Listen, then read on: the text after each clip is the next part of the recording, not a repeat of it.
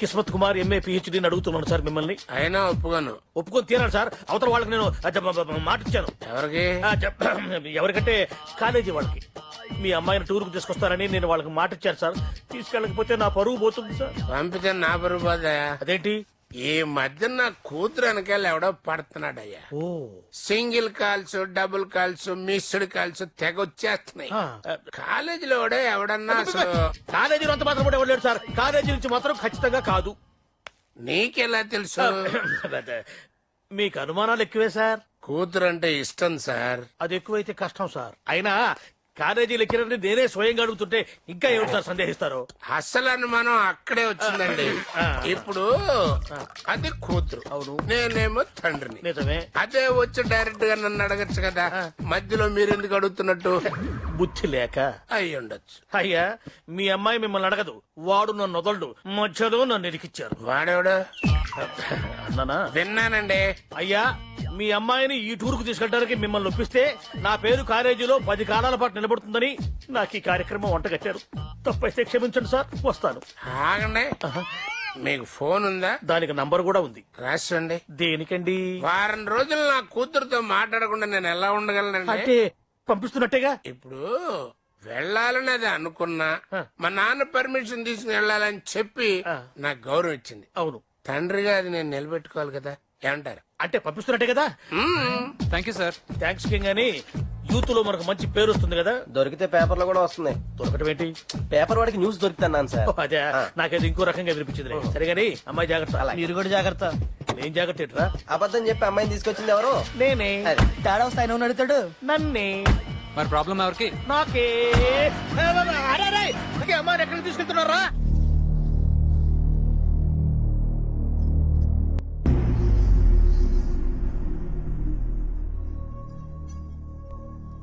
నాన్న తను తెలుసు. Harini. Hasini uncle. Okay but ఈ ఇంట్లో కొన్ని పద్ధతులుంటాయి. తెలుసు అంకుల్. తను చెప్పలేదు, చూస్తేనే తెలుస్తుంది. కానీ అవన్నీ నీకు కాదు. నువ్వు ఈ ఇంటికి గెస్ట్వి. That's it. సో నువ్వు ఎలా ఉంటావు అలాగే ఉండొచ్చు. వారం రోజులు నాన్న అది అందరికి ఇంట్రడ్యూస్ చేయి.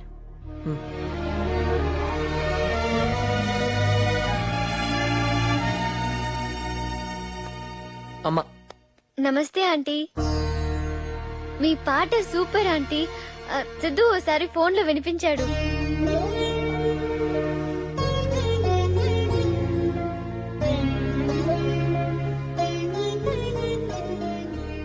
వదిన.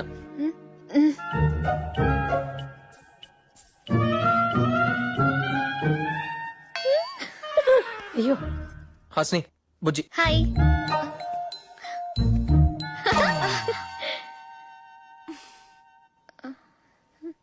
వాడు అనంత పని చేశాడు. అమ్మాయిని తీసుకొచ్చేశాడు. నాకు కూడా పరిచయం చేసేస్తాడో ఏమో. మీరు ఇలాగే మాట్లాడుతూ ఉండండి, నేను వెళ్ళిపోతా. నమస్తే అండి. అక్క.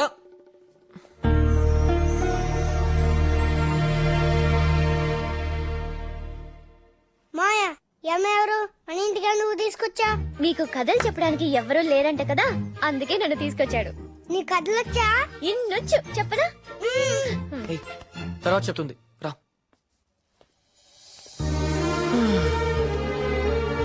రా. నీ రూమ్ నాకు నచ్చింది సిద్ధు.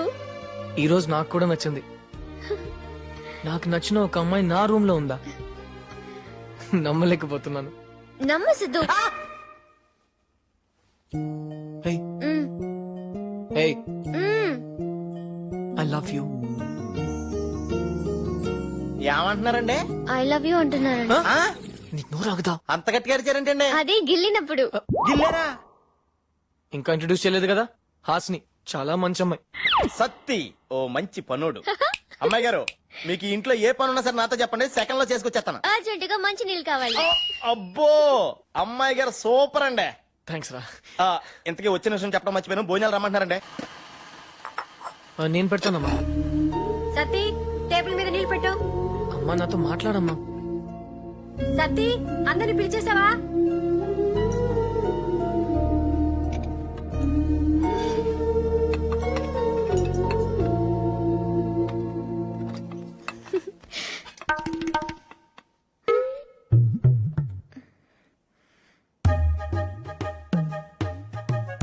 కూర్చో.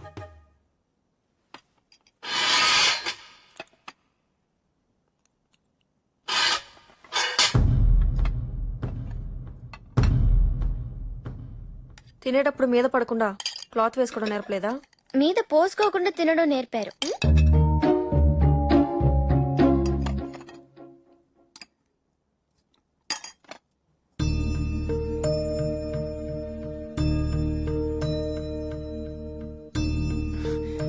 అది భోజనానికి ముందు హాస్నికి ప్రేయర్ చేయటం అలవాటు.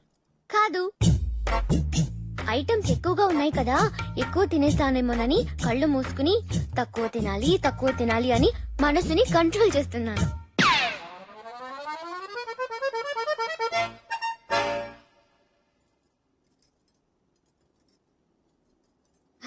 ఏంటి అందరూ సైలెంట్ గా ఉన్నారు? భోజనం చేసేటప్పుడు మాట్లాడుకోరా? కొత్తగా వచ్చావు కదమ్మా, మొగమాట పడుతున్నారు. సరే, నువ్వు ఇక్కడికి వచ్చినట్టు మీ ఇంట్లో తెలుసా? తెలుసు తెలీదు నాన్న. అంకుల్. తెలీదు కదా సిద్ధు.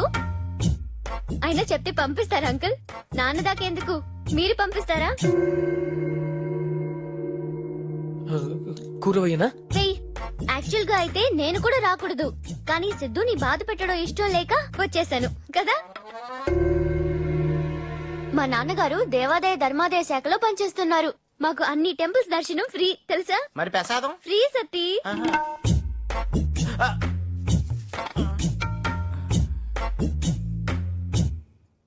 అంకుల్, నేను ఒకటి చెప్పొచ్చా?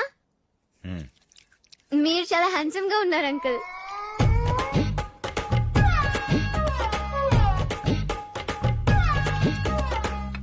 నువ్వు ఎప్పుడు ఇలాగే మాట్లాడతావా? లేదు అంకుల్, కొత్త కదా, ఇవాళ కొంచెం తక్కువే మాట్లాడుతున్నాను. ఏం సిద్ధు?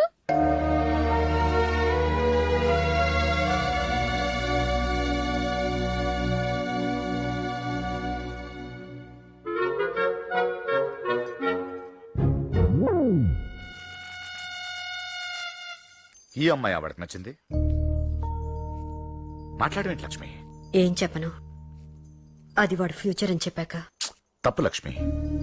పిల్లలు తప్పు చేస్తే చెప్పాలి, వాళ్ళకి మంచిదారి చూపించాలి. నువ్వు చేసే తప్పురా అని చెప్తే వాడు వెనకపోవచ్చు, కానీ వాడు తెలుసుకునేలా చెప్తే అర్థం కావచ్చుగా. అందుకే ఆ అమ్మాయిని ఇంటికి తీసుకురామని చెప్పాను. ఈ 7 రోజులు ఒక క్షణం దొరకదా ఆ అమ్మాయి వాడికి కరెక్ట్ కాదని చెప్పడానికి. ఏయ్, ఎక్కడికి? Room shifting. మీ రూమ్ కే. నా రూమ్ కా? ఎవరు వస్తున్నారు? తెలిసింది చెప్పమంటారా, తెలుసుకుని చెప్పమంటారా? తెలిసిందే చెప్పు. నాన్నగారు వస్తున్నారు. వాట్? నాన్నగారు వస్తున్నారా? నేను కూడా ఇలాగే షాక్ అయ్యాను, కానీ తర్వాత తెలుసుకున్నాను వస్తుంది నాన్నగారు కాదు, అన్నయ్య గారు. అలారం ఎన్నింటికి పెడుతున్నావురా? 6ంటికి. నువ్వు 7 వరకు లేవు కదా. నువ్వు 6ంటికి వెళ్ళేస్తావు కదా. నాకు అలారం పెట్టుకుని అలవాట్లేదు. ఈ అలారం ఇచ్చింది వద్దునే. పడుకో. చీకట్లో కూడా కనిపిస్తుందా అని చూస్తున్నాను. భయపడ్డారా? రండి, నాకు బెడ్ అంతా అక్కర్లేదు, బర్త్ చాలు. బయట పడుకుంటారా? ఇక్కడేనా? ఇవెందుకు? మాట్లాడరా?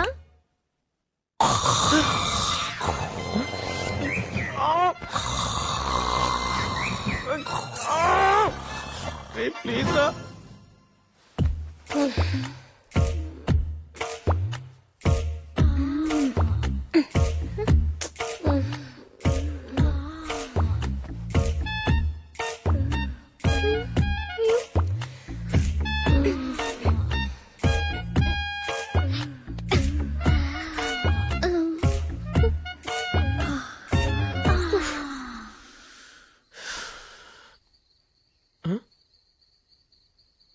ఏయ్, ఇక్కడేం చేస్తున్నావు? నాకు నిద్ర పట్టలేదు సిద్ధు.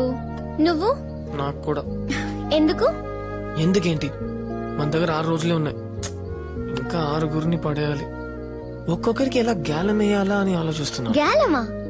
గ్యాలం వేస్తే కదా చేపలు పడేది. అవును కదా. దగ్గరకు వస్తున్నావేంటి? టెన్షన్ గా ఉందా హాసిని? అయితే టెన్షన్ గా ఉందా? నాకు టెన్షన్ పెంచకు. దగ్గరికి వస్తే టెన్షన్ తగ్గుతుందా సిద్ధు? ముద్దిస్తే మొత్తం పోతుంది.